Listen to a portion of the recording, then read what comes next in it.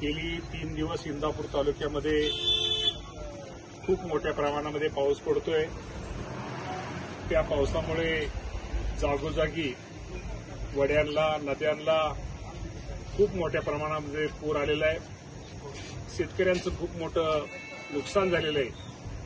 गावातल्या सर्वसामान्य नागरिकांचं सुद्धा खूप मोठं नुकसान झालेलं आहे। शेतीचं नुकसान झालेलं आहे।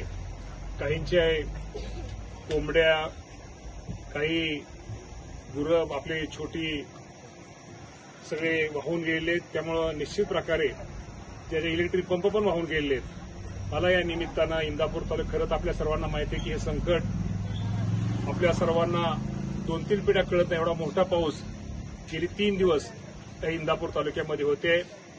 आज मी स्वतः तालुक्यामध्ये जे आपल्या तालुक्यामध्ये 25 ते 30 गावं बाधित आहेत त्या गावामध्ये मी स्वतः फिरतोय आणि जरी एखाद्या गावात आलो नाही तरी त्या गावामध्ये असणारा सर्कल, तलाठी, ग्रामसेवक आणि इथं माझ्याबरोबर तहसीलदार आहेत, बीडीओ आहेत, पीडब्ल्यूडीचे अधिकारी आहेत, जेडपीचे अधिकारी आहेत, लाईट बोर्डाचे अधिकारी, सगळी शासकीय टीम आज माझ्याबरोबर आहे। मी या सर्वांना इंदापूर तालुक्यामध्ये ज्याचं नुकसान झालं, शेतकऱ्यांचं असू द्या, नागरिकांचं असू द्या, ज्यांचं नुकसान झालं त्यांचं ताबडतोब सगळ्यांचे पंचनामा करण्याचे आदेश दिलेले आहेत। तरी आपण मला या निमित्तानं सर्व जनतेला एक विनंती करायची, ज्यांचं नुकसान झालेलं आहे, ज्यांचं शेतीचं असू द्या, घराचा असू द्या किंवा आपलं इतर आपल्या गावातला बंधारा असू द्या, साईड रस्ता असू द्या किंवा लाईट बोर्डाचे खांब असू द्या, आपण त्याची नोंद हे सर्वांनी निश्चित प्रकारे आपण तलाठी, सर्कल, ग्रामसेवक यांच्याकडे करावी। त्यांच्याकडून त्याचप्रमाणे आपले एमएससीबीचे अधिकारी यांच्याकडे करावी, जेणेकरून हा आपला सगळ्यांचा रिपोर्ट शासनाकडे पाठवता येऊन निश्चित प्रकारे शासनाकडून आजच्या या संकटाच्या काळामध्ये आपल्या सर्वांना मदत करता येईल। त्यामुळं मला आपल्या सर्वांना विनंती करायची की इंदापूर तालुक्यातील जनतेनं कुठल्याही तालुक्यातला माझा सर्वसामान्य गरीब नागरिक, गरीब शेतकरी या मदतीपासून वंचित राहणार नाही यासाठी सर्वांनी पंचनामे करावेत।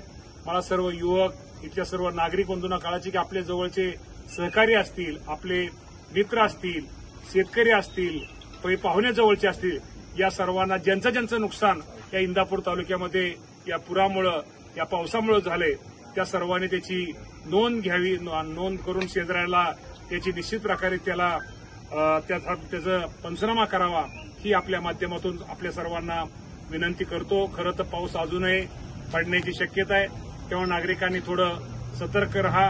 त्यामुळे निश्चित प्रकारे हे खरं तर हे नैसर्गिक संकट आहे, या संकटाला तर आपण सगळ्यांनी सामोरं गेलं पाहिजे आणि यातूनच आपण शिकलं पाहिजे की काही गोष्टी आपण केल्यानंतर हे संकट आपल्यावरती येणार नाही।